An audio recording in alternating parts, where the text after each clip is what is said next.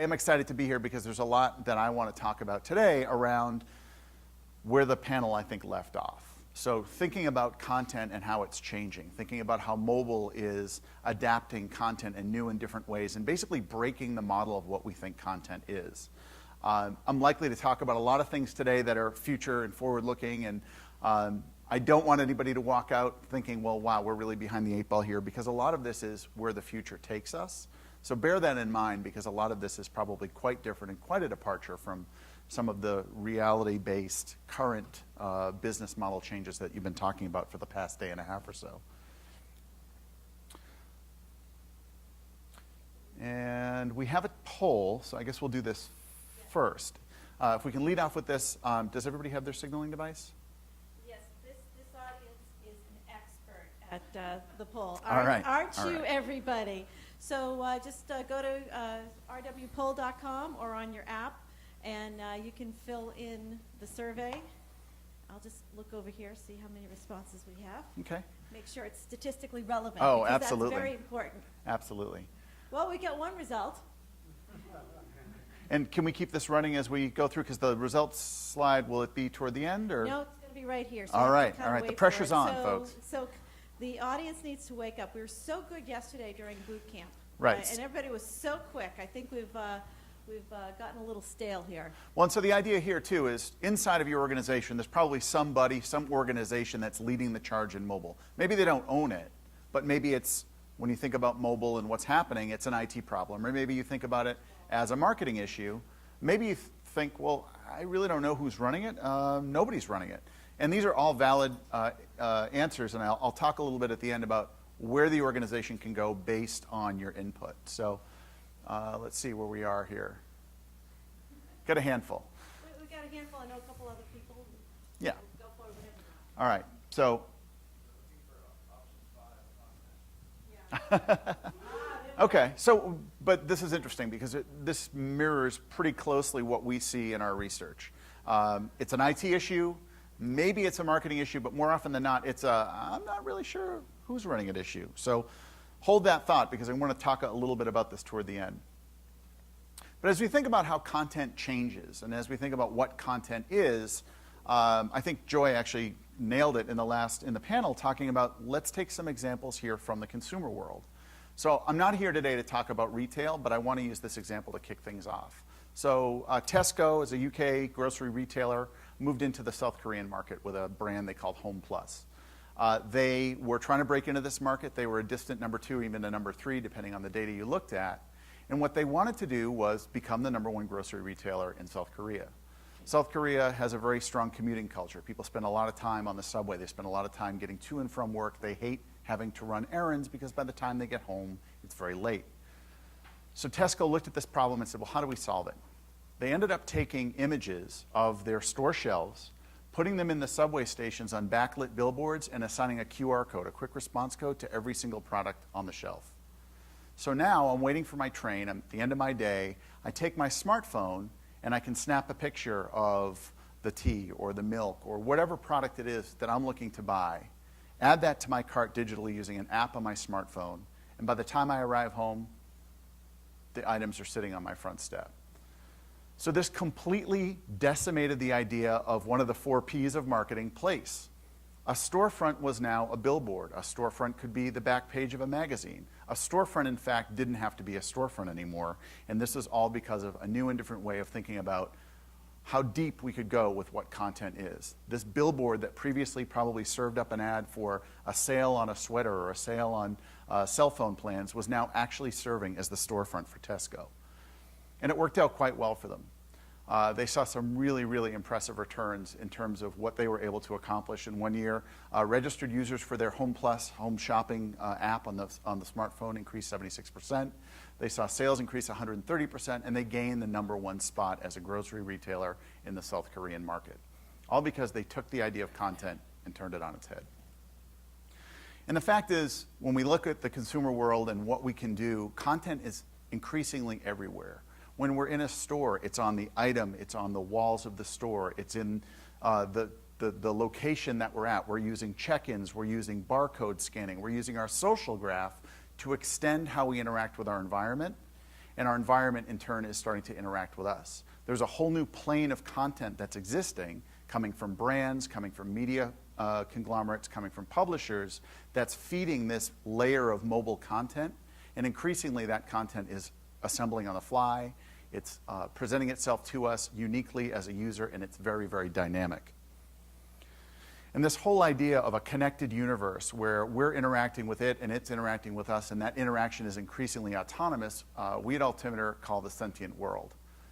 So before I came up here and at the networking break, somebody said, I'll wait till your presentation starts and you can tell me what Altimeter does. So just a very brief background on who we are. We are an IT research firm. If you're familiar with a Forrester or a Gartner, you know the type of work that we do. The way we do it is a little bit different. We look to focus on disruptive trends. So I look at mobile and mobile strategy, both in customer-facing and in internal strategy planning for organizations. You heard my colleague and our founder, Charlene Lee, speak yesterday. She looks at the changing nature of business structures. Sentient World for us is one of the main themes we're looking at over the next year to two, because we feel that the way the interaction between ourselves, content, and our environment is happening is changing business models, it's changing the fortunes of organizations, and it's changing the nature of content. So I'll go through this in 3 parts today and wrap up with some recommendations, because it's great to talk about the future, but it's never great to leave everybody sort of saying, well, what do we do now? So I do want to wrap up with recommendations. And I think we'll have some time and some Q&A at the end as well. But first off, we'll talk about what's happening today. I do think it's important to ground this in terms of where we are with mobile. I mean, I look around the room, I see iPads at every other seat. Probably all of us have a smartphone, but I want to set the stage around where we truly are with mobile today, what the opportunity looks like. We'll then get into this whole idea of leadership. The question I asked at the beginning, who owns mobility inside the organization? What we see in our research around how organizations are taking mobility on, what's right, what's wrong, and where some of those gaps are. And then lastly, I'll get into the sentient world and sort of where we're going, how we see content truly changing in new and different ways that many of us probably didn't even imagine, similar to the Tesco example at the beginning. Before I dive into this, though, I do have a question. Don't want you to answer it now, but I actually have a giveaway for you. Brian Solis, my colleague at Altimeter Group, published this book, End of Business as Usual, just came out a few months back. And I think this is really apropos for this audience and for this conversation. I ran into Brian on my way here today, and he actually signed it. So this is a special edition. See, I've been around publishers long enough to start to observe some marketing say. But he writes in Adapt or Die. And I really think that's sort of the theme and a lot of what this book is about, of how do we adapt, how do we manage to harness disruption so that we can change the fortunes of our organizations. So I'll put a hashtag up there, # Sentient World, for those of you who are using Twitter. I'll keep an eye on it. I've got my iPad up here, and interested to know which of these 3 are content. Are any of them content? What's your thought? So put your answer in the Sentient World hashtag, and toward the end, I'll pull the first correct answer that comes up in the stream, and you will be the proud new owner of Brian's new book, signed by Brian himself. So let's talk about where we are in mobile. Users are definitely mobile now. And if you look at the different statistics that are out there, how mobile we are, especially in the US, varies depending on the data set you're looking at. But users are mobile. They're using their mobile devices, be it a tablet, be it a smartphone, as their computing platform of choice, their media consumption platform of choice, their reference and research platform of choice. And we're just getting started. I mean, what we're seeing today is new and different and exciting and changing every 3 months, maybe even every 6 months. But it's just the tip of the iceberg. So this is some data that really illustrates to me how new and different it is when we talk about what mobile is today. So this is some Morgan Stanley data that comes from Mary Meeker. And all of those trends at the bottom are different means of connectivity. So dial-up internet, the NTT Docomo cell phones that were 3G enabled in Japan 10 or 15 years ago. The use of mobile internet, connecting on your feature phone using a WAP browser to look at sports scores or get your email. And then that green line on the left is the iPhone and the iPod Touch. So here we have roughly comparable technologies, yet one interactive experience that packages this information that's largely been there, but does it in a different way and changes the interaction model, and the adoption is like wildfire. And keep in mind, this is just 2 devices. This is pre-iPad. This doesn't take into account Android. And the adoption curve is just remarkably different from anything we've seen in sort of connectivity or mobile technology to date. And one other here to take a look at magnitude. So a number of different iterations of technology that were business changing, from the mainframe in the 1960s through the mini computer to the PC. The orders of magnitude of how big the ripples were that these technologies made on the pond of our daily lives, when you look at mobile internet, it's massive. And it's not just the iPhone, the iPod Touch. It's using tablets, it's e-readers, it's cell phones, PDAs. It's all the different things that we do, all of which rely in some way or another on media or content. Whether I'm using my smartphone to navigate my way here with dynamic traffic information from an app called Waze, whether I'm looking to check in at the Plaza Hotel so I can get my Foursquare badge and maybe even get a little bit of a discount at the restaurant downstairs, or whether I'm using it to create content. I'm taking a photo of the palm court downstairs with Instagram and styling it the way that, of course, only I can, right? Making me feel creative, making me the creator of content that at some point may find its way into what the Palace is using to market itself, or what partners and other users are using to discover the historical aspects of this property. So we're using these as creation devices, consumption devices, and the way we do both is changing every single day, and the magnitude of that change is massive. And I want to talk about creation and consumption because we're starting to reach a point of equilibrium here, where these are no longer just passive devices that give us information in a way that's helpful to us. So if you look, the bars on the left-hand side largely move toward the right and go downward in terms of percentage of users that we're seeing. US on the left, Europe in the middle, Japan on the right. But these numbers all are rising, and the numbers that are dealing with content creation and content collaboration are the ones that are changing the nature of content and changing the nature of the players in this game. So as we advance this trend forward, we'll see all of these bars start to rise, and likely we'll see those bars on the far right-hand side that deal with creation rise higher than those that deal with consumption. We talk to a lot of folks on a daily basis in the marketing space, and this is a quote that comes from some research my colleague Rebecca Lieb, who looks at content marketing, did.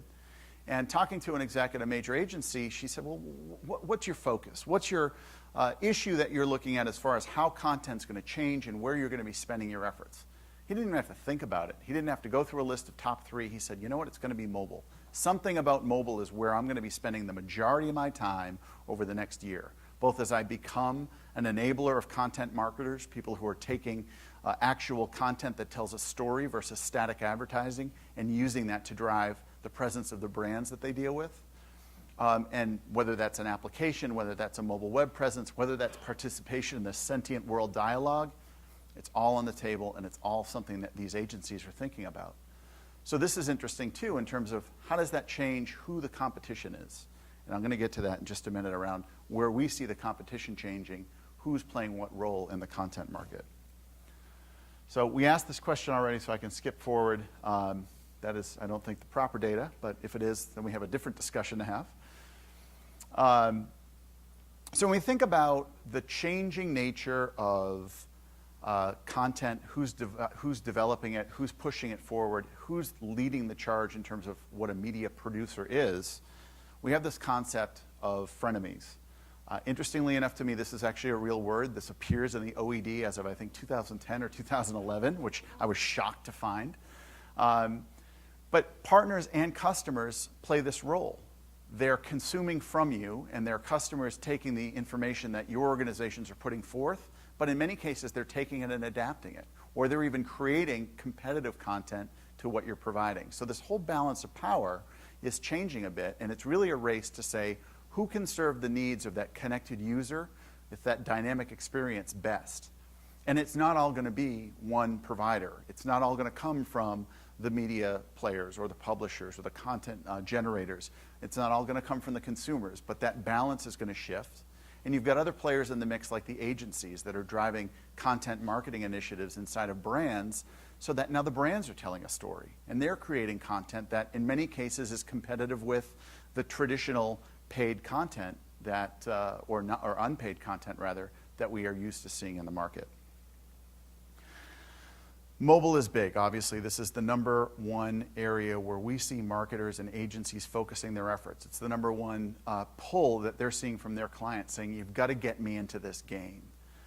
Agencies have gotten really smart here. Brands have gotten really smart here. You look at somebody like a Walmart, who is a traditional retailer, albeit extremely large, buying mobile design and mobile application development firms because they have the actual volume inside of their organization to warrant creating this stuff net new inside their business.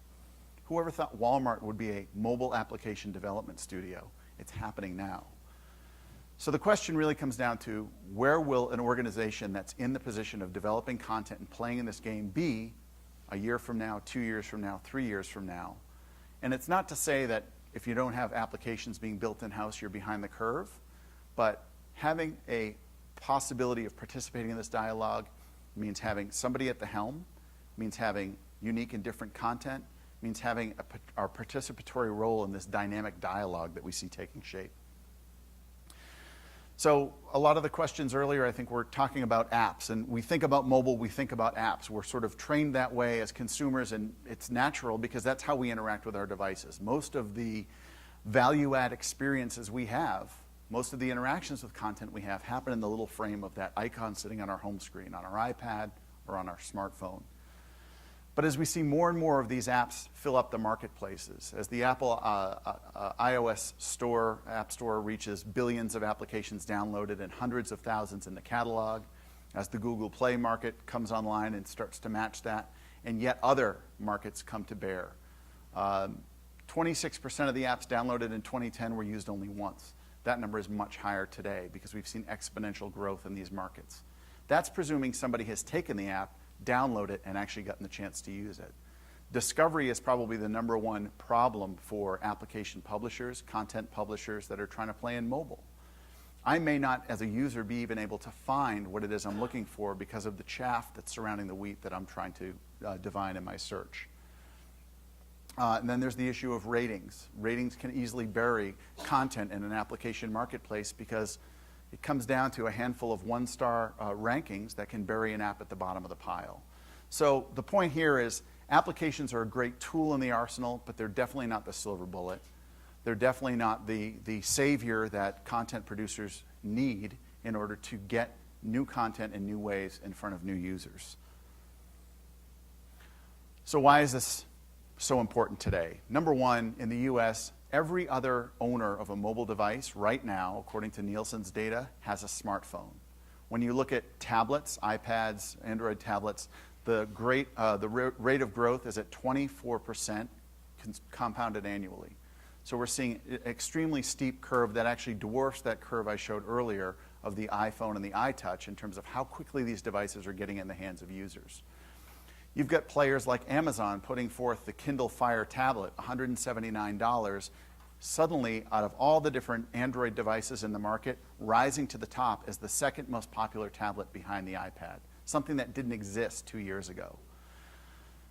So it's growing so quickly. The question is, how do you participate positively? Apps are one way to do that, but I think the bigger way to do that is to think about how content can be dynamic. And think of apps not necessarily as that little frame on the smartphone or on the iPad screen. Think of it as, how is it content that is unique to the user's problem or the user's situation, number one. Number two, how does it take advantage of the mobile form factor?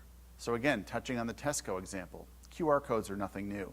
Printing out the shelf of a store to advertise sales and prices isn't necessarily anything new. But taking those two things and combining them into an experience that, number one, solves a user problem and does it in a way that's unique to mobile is new and different and definitely changed the market. And number three, is it compelling? Is it novel? We see so many organizations that focus on the means of mobile and not the end. They look at, how can I take location information, or how can I take screen rotation or high definition graphics and wow the user, meanwhile not solving a problem and not providing anything that's unique or different or new. And in research I've done in the retail space, this is rampant. And it's a problem that is abating to some degree, but is still out there with some very major brands making some interesting choices around how they choose to use content over how they choose to actually serve their users. And number three, I think the big issue around mobile isn't necessarily just that it's massive in size, that it's massive in popularity. It's the speed with which information can travel, be adapted by users, and essentially be shared. These are inherently social devices that are plugged in not only to us, but to our friends and our social graphs. So once you've figured out how to get that unique and different content experience out in front of the user, the ability for that user to amplify it, to multiply out the consumption of that content among their social graph is massive. So getting it right the first time is pretty critical. So how do you do this? Who leads? We saw a lot of folks saying, well, it's an IT issue. We saw a lot of folks saying, I'm not sure who's driving the bus here. And that's okay. It definitely is an issue when you think about mobile and you think about participating in this dialogue. Mobile is an issue that it demands its own resource. And those resources can't be a part-time job of IT. They can't be a part-time job of marketing. What really needs to emerge, and this is research that's ongoing, I'm trying to interact with as many people in this role as possible. And if there are some of you in the room today, I'd love to get your point of view. The idea is the mobile strategist. A person or group that's pulling together all the different varied pieces of the mobile equation. Because it can't just be a marketing initiative. We've seen that happen many, many times where you have an extremely polished looking app or mobile website and there's no content there. There's no solving the user problem. There's no reason for me to interact, but it's just kind of really neat. Major restaurant chain put together an application where I can cook a steak on my iPhone. I can flip the steak. I can see the steak in 3D. But if I actually want a steak and try to find one of those restaurants, can't do it in the application. True story. That is what happens when the marketing team is off running its own show. And the same can be said of IT. We've seen some really interesting applications of content-dense information being put into a mobile application where the paper model is simply taken over and put on the iPhone. So I want to download this publication or I want to download an article inside this catalog. I've got to take the whole thing, bring it down over an extremely slow connection. If anybody's used an iPhone here in San Francisco, you know how that is. And there's really no usability put into it. So it can't just be IT. It can't just be marketing. Oh, and by the way, there are all these other people to bring into the equation. How does content marketing play in? How do the agencies play in who are developing these really nice, shiny, bright, shiny objects for their clients? How do you tap that expertise to improve what it is you're doing for your clients? So the idea here is that there is an actual emerging role of a mobile strategist. Most organizations I've run into don't have this person or people yet. They're starting to think about grooming these people. They're starting to think about people with backgrounds in understanding content and understanding technology, many of whom are in this room. And this is a trend of research that Altimeter and myself are going to be doing over the next year or so to figure out who these people are and how they trend. My hypothesis is right now, similar to the answers you gave, these are largely IT folks. That will change. That will move forward to be more toward content professionals, marketing professionals, and you'll start to see a more balanced, holistic experience plane behind what mobile strategies are inside of major organizations. As far as where we are today, there's a lot going on. There's a lot of excitement, but we're still at a point where I think we'll see still more activity, still more players, still more technologies come to the fore before it simplifies. We're just coming out of this sort of run-up to mobile where everybody's going flat out saying, we got to do something. You know, somebody went out and spent $25,000 or $50,000 to let me flip a steak on my iPhone and do nothing more. That's an example of run-up to mobile. Just get me on that phone and I'll figure it out later. It doesn't really work. As we get into adoption, we'll continue to see technologies and vendors and even some of the agencies and service firms coalesce around the more popular ways of doing things, but there will still be many ways to accomplish any given task. Whether that's presenting content, whether that's making our content dynamic, we're in for a bit of a storm in terms of how many of these solutions will be out there. So it's going to get a bit more confusing before it gets more simple. We're a ways away from normalization where it becomes clear to say, if I want to present my content that is of this type, this is my vehicle of choice. If I want to present my content that's dynamic, this is my vehicle of choice. We're a ways off from that. But we're at an inflection point and we're about to turn the corner. So as you see all this activity start to reach a frenetic pace, know that I think we're within striking distance of sort of figuring out how we can accomplish this the right way. And that very vertical bit of the curve there can be compressed in an organization when a group or team is tasked with mobile strategy that has the right IT, marketing, content, and agency backing behind it. So why now? We talked about how popular mobile is, but more important than that, the partners and the opportunities abound today. We're trying a lot of different things out. We're trying to figure out what works. And what works in one vertical or what works for one organization may not work in the organization that you're dealing with. Many of these ideas haven't yet been vetted, and I'm actually going to show you some ideas that are even further out and have not even really been conceptualized in a lot of organizations, but they all represent promise. As I mentioned before, I think we'll see things get a bit more complex before they get simpler. So while I say this is an important time to think about strategy, coalescing around that mobile strategist now is the best way you can spend your time and spend your resources. Going out and trying to latch onto a technology, it's probably not the right time to do that, namely because we have so many different things changing.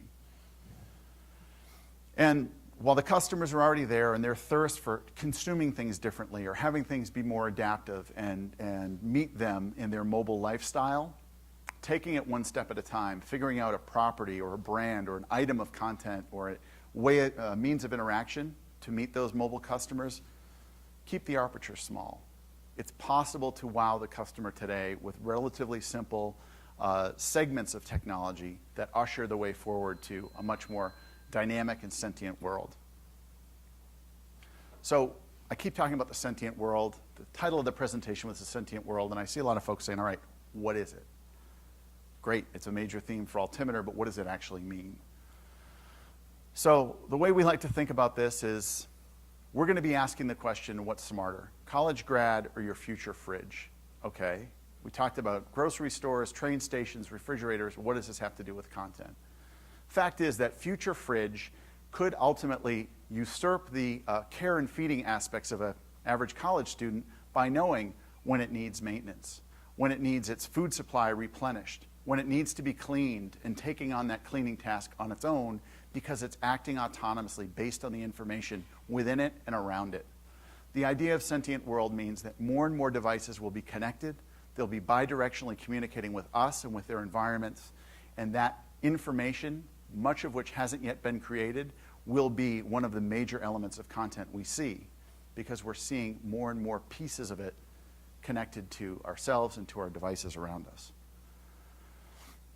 So I asked before which of these are content, and keeping in mind that I have a good read for you, I want to take a look at the Twitter stream here and see if anybody had any guesses of what are different types of technology that represent content that are up on the screen here. So, and the reason I bring this up is because I think that we're going to see some variance here in terms of how we all think of this. So the lucky winner here, who's E. Keating? All right. So we've got a winner. I will bring the book over, and the answer here was they're all content. They may not seem it. They may not be the type of content that our folks talking about scholarly journals were thinking about earlier, but every single one of these is a gateway into a means of interaction for your customers, for your brand. And again, this comes from the consumer world, this comes from retail, because this is where we see this stuff being tested and experimented with first, because there's a big dollar value associated with it. So up in the top left, we had a QR code, and here's an example from Macy's, where around the holidays, they had a program called Backstage Pass. I could take a picture of the QR code in my circular on the signage in the store, and I was then given access to completely unique content and information that nobody else had access to. I could find out when my local Macy's was opening at 7 o'clock for a special doorbuster sale. I could find out when the Sean John jeans that were only available in a certain store were going on sale and what the pricing and availability was. That content was unique to me and the other users that took the step of taking a look at that QR code. The second one was a Foursquare check-in. Well, I can check in at Foursquare here. I can check in pretty much almost anywhere I go. I'm pretty sure I can check into a park bench in Alamo Park and become the mayor of that park bench for all the good it's going to do me. But we've started to see a company like Foursquare monetizing those check-ins. It's not just about badges. It's not just about gamification. They're using those check-ins as a way for retailers and brands to identify who's the person coming to your store every single day? Who's the person that got that mayorship and defended it because they're there at 7 o'clock every morning buying a $7 coffee and croissant at your store or at your chain? Taking that information and using that information to present unique, new, different content to those users makes them more loyal. And then the third example, and I don't know how many of you have seen this, it's an app called Amazon's Flow, where it uses augmented reality. So I download the app on my phone, I use the camera, I scan around the room, and I could actually probably do it here with Brian's book or a CD or a DVD. It will recognize the front cover image, for example, of The End of Business as Usual and say, Brian Solis's book, $14.95, buy it now. So it's taking the content that sits in those huge repositories that Amazon has, makes it come alive so that when I'm in my environment, I can scan around. If I'm at a friend's house, I want that DVD. I'd love to get that product in my home. This is an example that comes from a company called Pop R Toys, a publisher of children's books.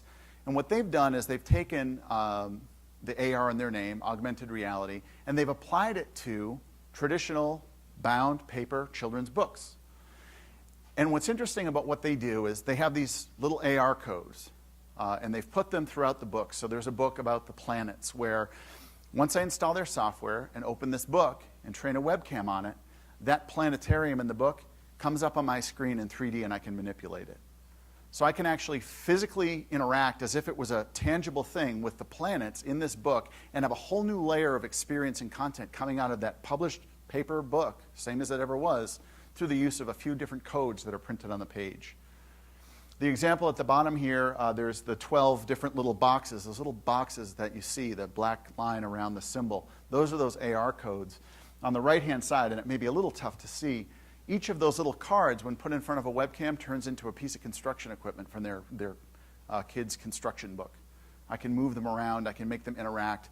I now have a book and a whole different sort of online playscape that comes from taking a piece of technology that largely comes from QR code technology and implementing it into published print media. So the idea isn't necessarily to go out and blow up everything that we call content and think about these new and different ways to interact. But how do we bring together that new dynamic interaction with the ways that we've been doing business to date and making those ways of business and those products come alive through that process? I talked a little bit about Amazon Flow, the augmented reality. We're seeing this as one of the sort of gee whiz features that you see on smartphones today. This is Regis, the company that does temporary office space, and their application where I can walk through downtown San Francisco or downtown Manhattan, hold up my iPhone and say, you know what, I have a conference call and I need an office space. Oh, there's one right there. It's free. Here's the hourly rate. Let me go book it. Really an interesting way to start thinking about interacting with your environment. You're in downtown Manhattan, the Flatiron District suddenly became a location-based contextual world where I can find out about what's behind those concrete walls, what services I can avail myself of. And this is all well and good, but all of these technologies are still reactive today. So when we think about Sentient World, one of the key underpinnings of that theme is that this continues to start happening more and more autonomously. If I want to go and get the Macy's Backstage Pass, I still have to go and find an application that scans QR codes, download it to my phone, figure out how to use it because that QR code recognition doesn't happen natively. If I want to use augmented reality, and I swapped out the example here for Yelp, all of us have probably heard of or probably used Yelp. Most of us probably don't even realize that there's a little feature in their app called Monocle that allows me to use that AR, that augmented reality, to figure out where's the nearest bar with 3 stars or higher, or the nearest place to get a great steak that, incidentally, I don't have to cook on my iPhone. It's great technology, but it's hidden. QR codes, perfect example. Put it on a billboard, put it on a piece of mail, put it on a back cover of a book.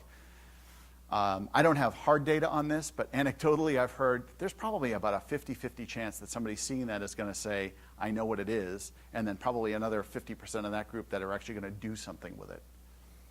Near-field communications is another one. Big area of excitement. You can pay with your cell phone. You can unlock your car.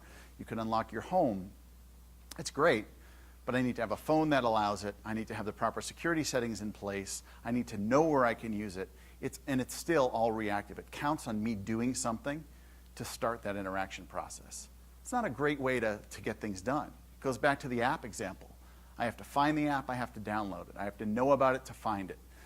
So there's a big chicken and egg with this technology today that I think makes it really neat, and it can be well applied in certain examples like that from Popar, but there's still a very high barrier to entry. Here's how we think it's going to work and how it should work, and it will work in the future. So I walk into my local store. I'm carrying my smartphone, I'm carrying my tablet. Maybe I'm even carrying a connected piece of jewelry or a watch that has Bluetooth and has Wi-Fi. The store says, hey, it's Chris. Right now I can do this through social check-ins. I can use Foursquare, I can use Yelp, I can even use, there's a company that's doing sensing of, if I have the app on my phone, they have a sensor in the department store, they know I came in, they give me a coupon. It's really no different than walking by one of those sensors in the aisle at your grocery store and getting a coupon. The way this works in the future, I have my preferences set. If I'm going to Safeway, give me ideas of what I can buy and where I can save. If I'm going to another type of retailer, I don't want any of that information being shared. Once that happens, right now, I get a scan card and I scan and I get my discounts and they're taken off at the register. But in the future, automatically my information is being tracked, my deals are being put through, and when I walk out of the store, incidentally, not having to stop to pay or process coupons, all of this is happening on the back end.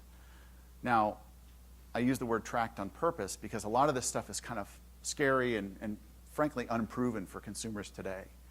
But as we start figuring out the things around security and user comfort and what the right tools are and what the right interaction paradigms are, this will be the way that we do business. And again, all of this back-end, backplane of information, these business rules, this is what a lot of content is becoming. So what happens when autonomous interaction truly starts to happen? We start needing to think about the content needs of devices, of products, of markets that never were considered as content-enabled before. So this example here is from the Nissan Leaf, the all-electric vehicle. I think I've seen about 750 on 101 this week. I live in Boston. I can't get my hands on one even if I wanted to. But it's a smart vehicle. It has sensors. It has the ability to know, it's getting a little hot out here. I think I'm going to turn on the blower, or I'm going to turn on the air conditioner, or I'm going to open the sunroof. And it communicates that information back through a smartphone application that communicates with the user about what's going on in that device. It's an electric vehicle, so when it's not fully charged, it can let you know 3 hours until you can take that trip to San Diego because I don't have enough range quite yet. It's communicating with the users in an autonomous way, and it's just a wrinkle of sort of what we'll see in the future. Predictive technology is going to allow us to do a lot of different things, but it all relies on having access to the vast stores of content that many of you preside over or interact with, and it has to figure out how to take the metadata and all the different sorting criteria for that content and make it accessible to users in a way that makes sense, that plays into business rules, that does so securely, and that does so in ways that we maybe don't anticipate today. This is where we're going. The last example I'll share with you, I don't know how many of you have seen what Google is doing with what they call Project Glass. So a lot of rumors around this, Google Glasses, Google Goggles, what are they going to call it? Google about a month ago announced that this project is something that they're going to be working on in an ongoing fashion.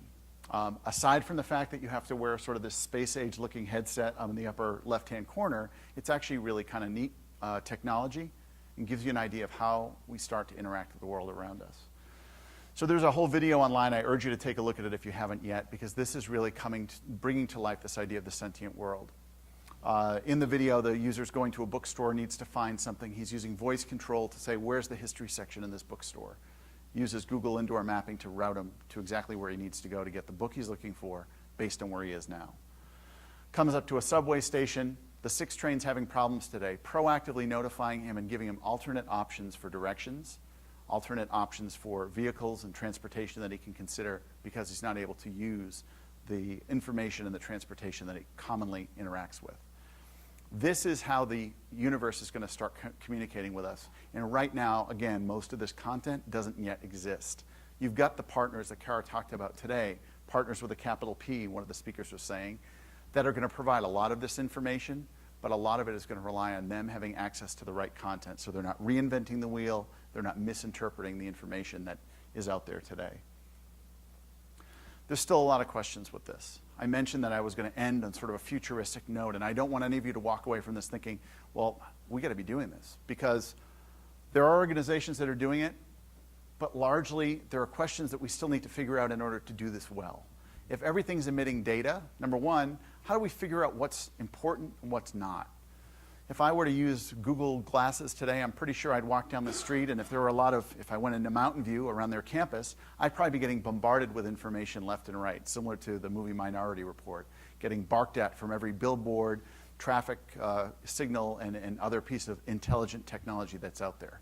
We need to figure out how to winnow that down to make it applicable to the user, and the people who are going to be best at doing that are content professionals. We're going to figure out what the communication with inanimate objects works, what doesn't work, what's appropriate, what's not. How this all comes together, how this all starts to happen autonomously, we have not come near figuring out how that works today. And lastly, at what point do we really hand off the control of this and make it completely non-reactive and make it completely proactive and self-sufficient, so that not only can we access the information and the information access us, but the information can start to iterate on its own and become more intelligent and more relevant on its own, depending on the user interacting with us. This is largely where we're going. So what do you do now? We talked about a lot of things. We talked about how big mobile is. We talked about the fact that everybody needs to go out and start thinking about mobile strategist or mobile strategist group inside their organization. And then we talked about the future. We talked about who owns mobile today. You know what? Most people said it was an IT problem. That's all right. This is all a technology-based issue. This is all something where that IT group or professional inside your organization is a great place to start. They're going to ground your expectations in what's possible today and what's right for your organization. Some of you said marketing, and we talked about how that's a great place to go for other reasons, where you'll have a great experience, but you need to make sure that there's some backup to tie that into the richness of content and information that you all, by definition of what you do, provide. And many of you said, no idea. Nobody owns it, don't know who owns it. You have a blank canvas to figure this out. And while we're at a point where this is becoming increasingly important to figure out, having not figured it out yet doesn't necessarily mean it's the death knell of your organization. It puts you behind the 8 ball. This is still a time of opportunity for you. But it is time to start participating in the dialogue. It is time to start thinking about how this all comes together. And it's time to start thinking about whether it's you or some of your peers that lead this charge inside your organization. So I think we have some time for Q&A.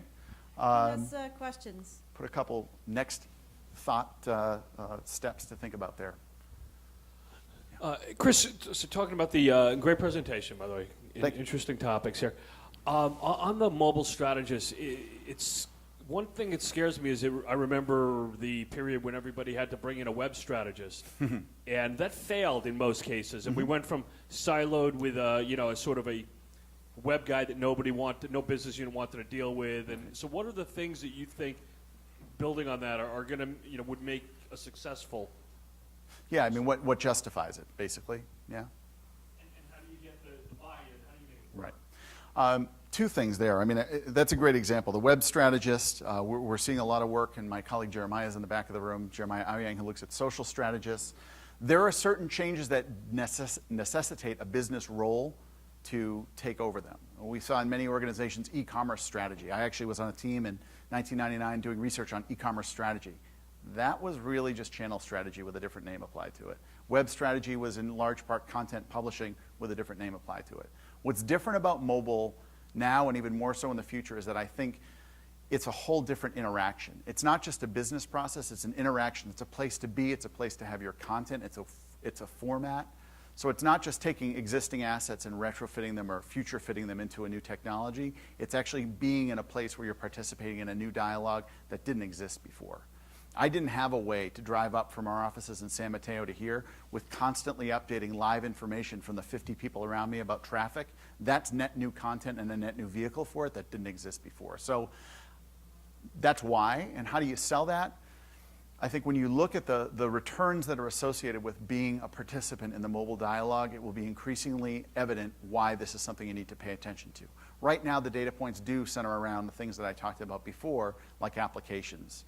You've got largely retail and consumer-facing brands doing a lot of work, making a lot of money with mobile applications. Starbucks, 26 million transactions and some ungodly number of hundreds of millions of dollars from their mobile app alone.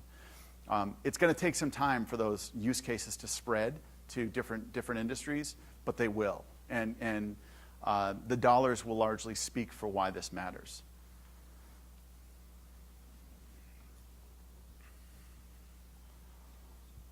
But Chris, back then, I would say that most of what you just said applied to the web. It was new. It was a new place to do it. You didn't want to just throw up the old print on there. You wanted to use new interactions, new revenue opportunities. Like, so it was kind of the same thing. Like, I see your point, Barry. Well, and I think there's a mix. I mean, when we talk, especially when we talk about Sentient World, it's not go out and reinvent everything to participate in this dialogue. It's more, what are the processes to take what you've got and adapt them to this dialogue?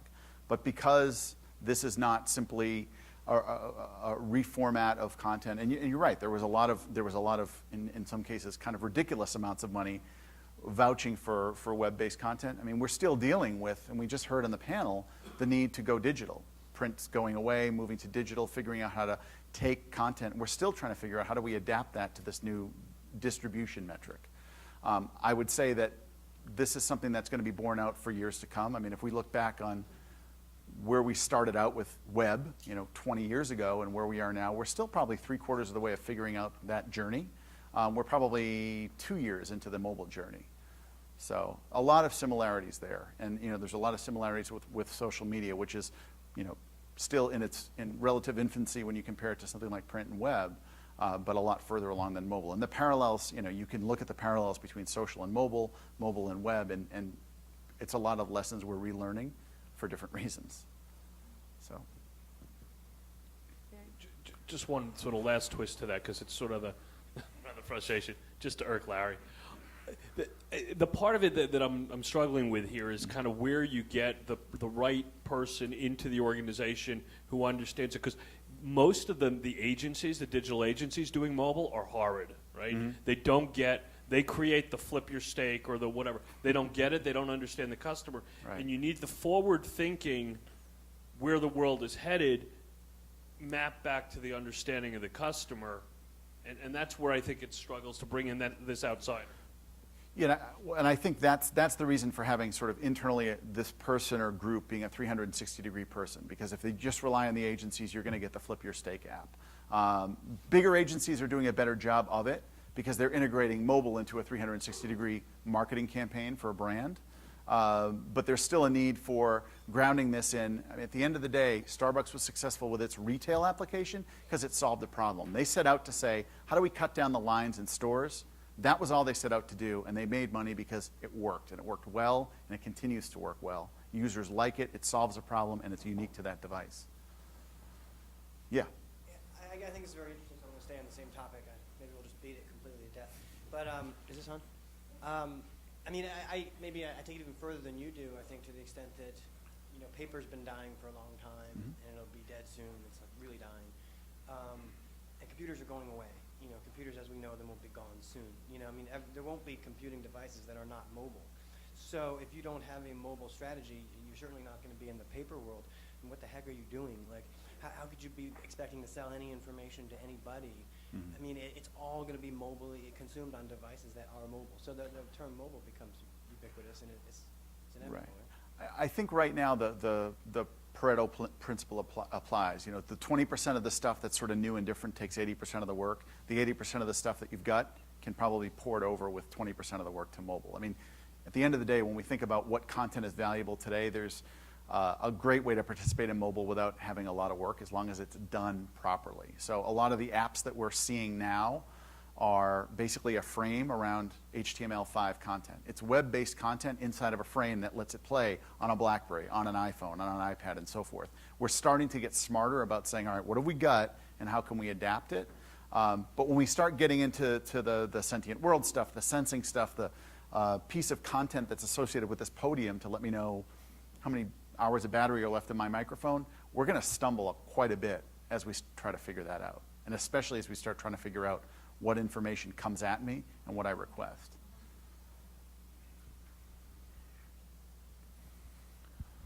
one thing that I keep wondering about as I hear this vision of this future world that's highly integrated, where all these mobile devices are talking to each other, is that I remember a few years ago when there was so much talk about the semantic web and the way in which different data sources are going to talk to each other. As you said, there's going to be so much noise and so many different sources of information, and what I'm not seeing is what is the glue or what is the processing platform that's going to take care of this deluge of data and turning it into useful, practical insight at the individual level. And I wonder if who you think are the players that are going to be doing that type of integration of very dissimilar data sources. A lot of the great thinking around this, and I'd paint with a broad brush and I'd call that big data. A lot of the great thinking there comes from sort of places you wouldn't expect. Some of it comes from places you'd expect. There's a lot of great minds at Google thinking about analytics and how they take information, parse out the interesting bits, and repackage that in a way that's useful to users. A lot of it comes out of defense industrial base or the security world. There's, for those of you who are familiar with the security space, there's a company called Splunk in downtown San Francisco. They correlate events so that when they're looking at a network, they can say, well, this happened, this happened, this happened, this happened, this happened. That's an attack, and you need to think about it. That intelligence can widely be attributed to business analytics and say, here comes Chris, he just walked into the store or he just walked into the airport, he's got 10 minutes till his flight, he's an executive platinum member, let's figure out a way to route him through. All of that content assembles on the fly when you've got the right analytics behind it. The analytics right now, I think, are coming from those places where there's a lot of big data processing to be done. So I think in many ways, the people who figure out big data are going to figure out the way to assemble this and create that dynamic experience, that dynamic, as we call it, customer journey. Any last questions? Chris, Thank you all. Thank And you know, last bit here. So the content's available, makemobilework.com. The post should be live right about now if you want to take a look at slides, and I'm sure these folks will get you the full set of content absolutely. very soon. Thank you very much. Thank you.